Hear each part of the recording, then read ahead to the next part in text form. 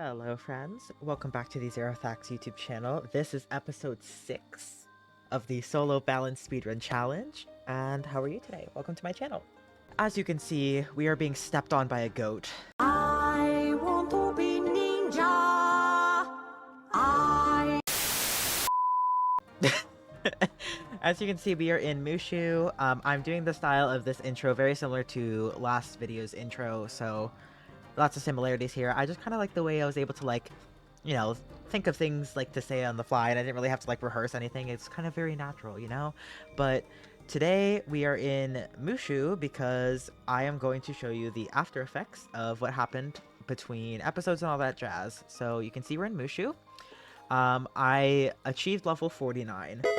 So we started MooShu at level 40, and we got 9 whole levels from doing MooShu. Wow! Incredible!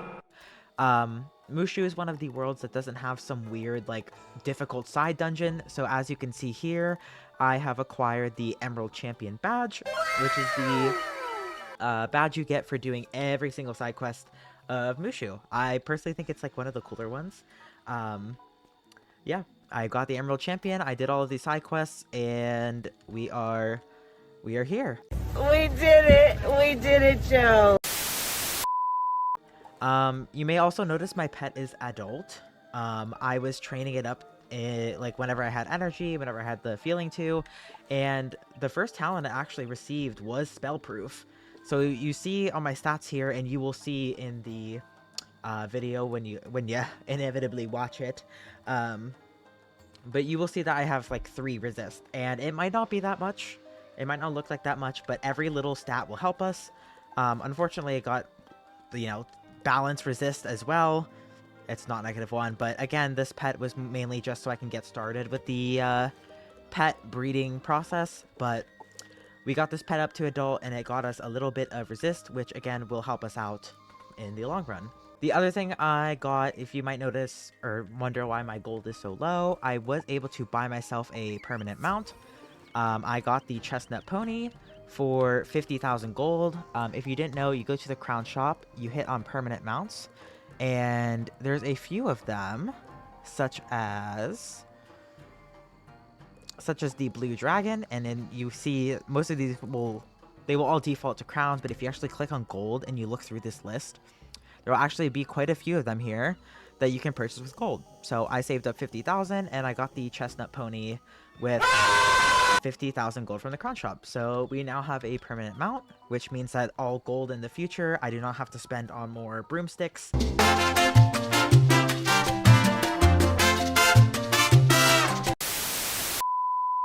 I can fully focus into my pets, really. That's all I'll need to worry about going forward. So we got our pet to adult, we got our we got a permanent mount. I got to level 49, which if you know anything about, reaching a certain level 48 in Wizard101, every single school receives a 7-pip AoE spell. So as you see here, I got the god of a spell, Power Nova, which, let me tell you, it was only for a few quests, but it felt so nice to finally have an upgrade to doing, 300 damage max to 665. This more than doubles our damage that we did with Sandstorm for just 3 more pips. So this was super, super nice to have. It made combat so much faster whenever we got it. Again, unfortunately, it was rather towards the end of MooShu because, I'd already gone through the whole story, and then I was just doing some side quests when I got to level 48.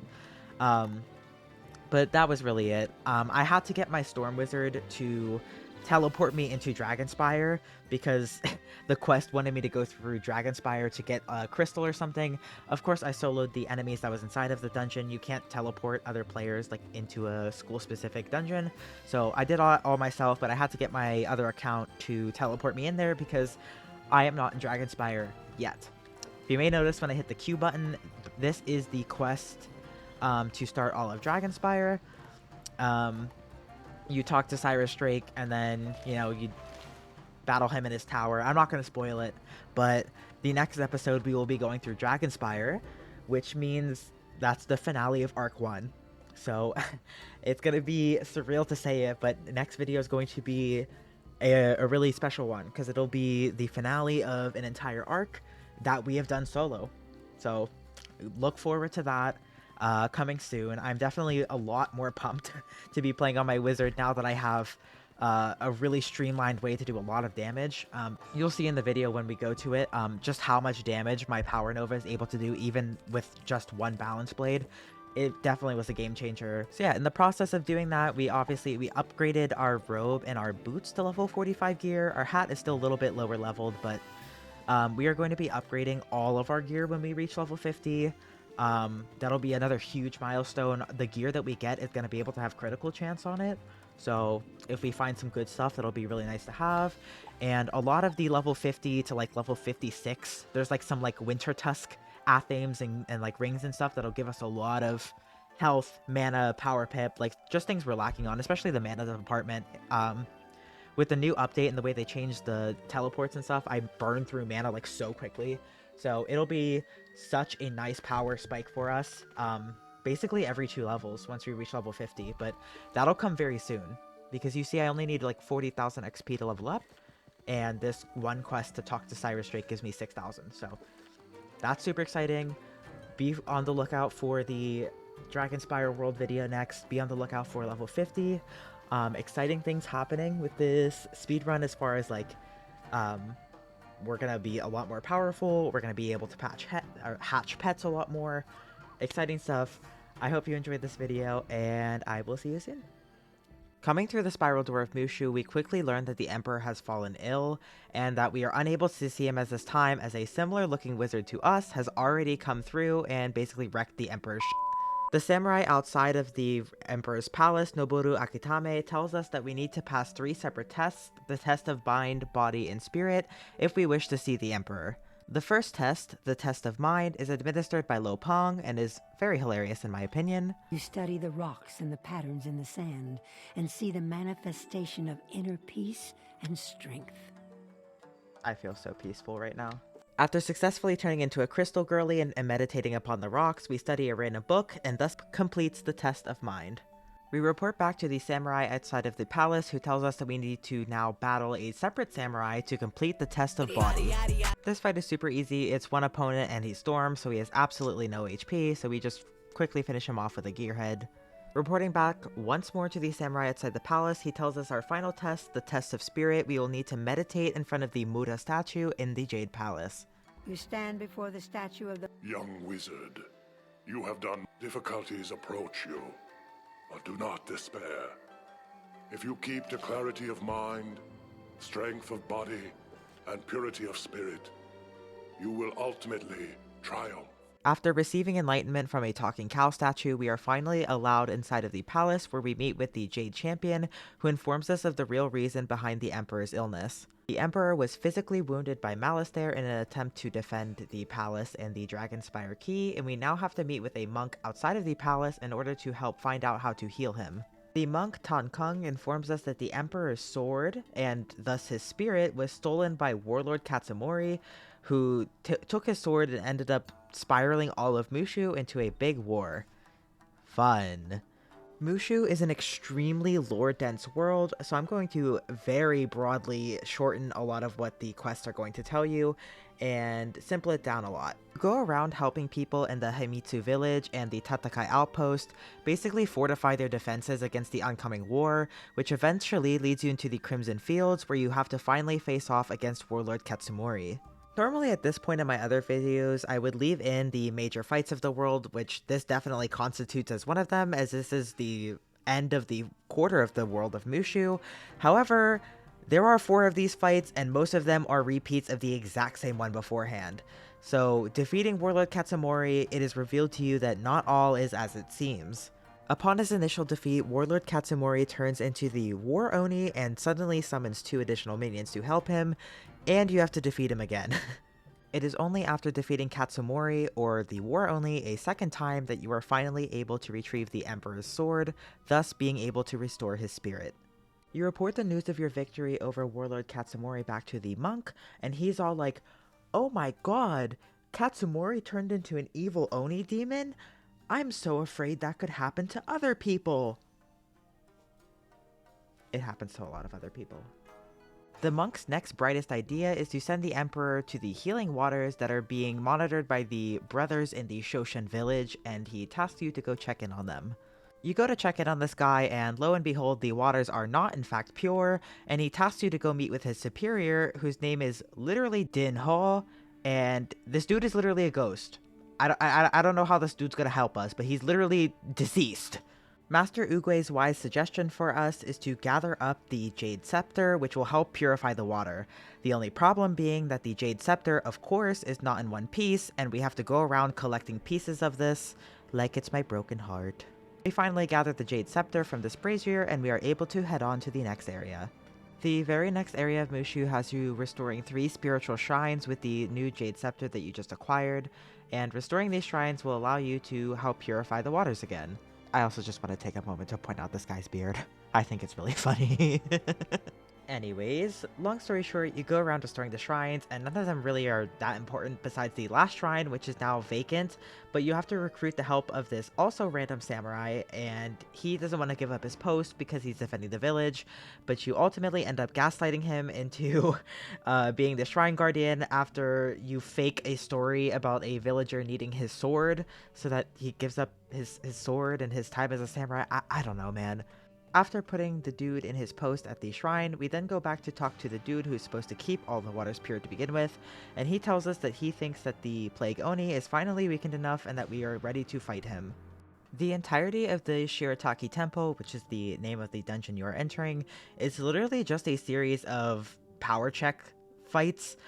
You go around fighting a bunch of bosses and restoring these shrines very annoyingly. You fight these water elemental dudes outside of the final area you need to go to, and only then are you able to fight the boss.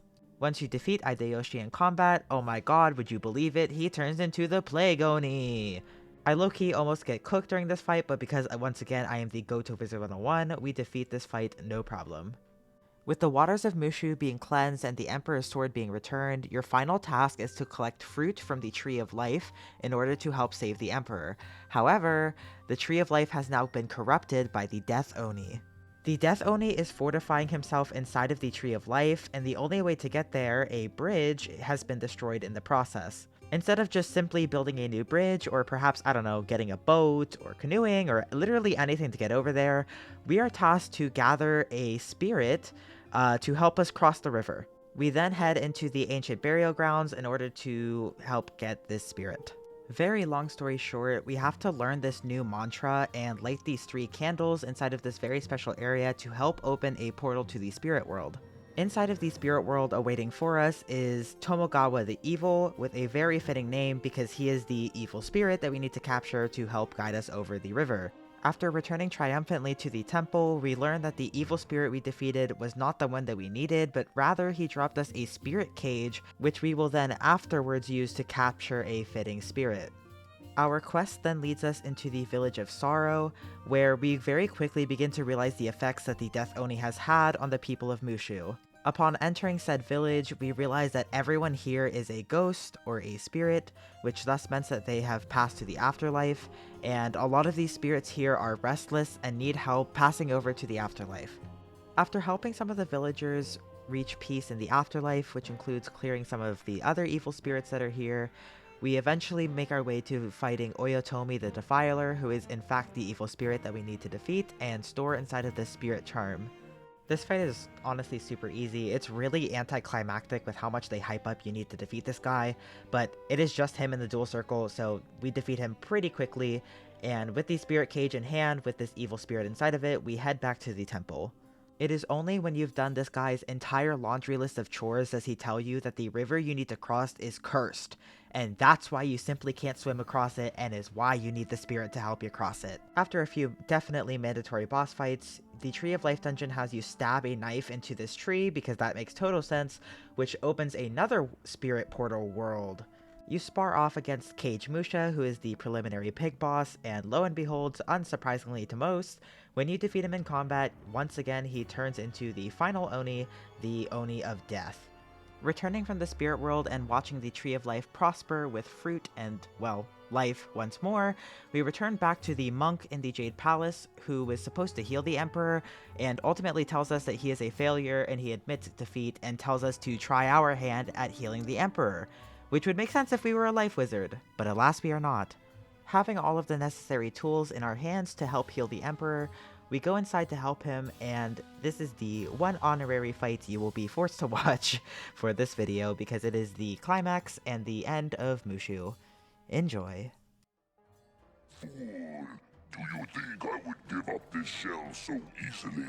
I am not like the other Oni. You have woken me only to make me stronger. This land is mine.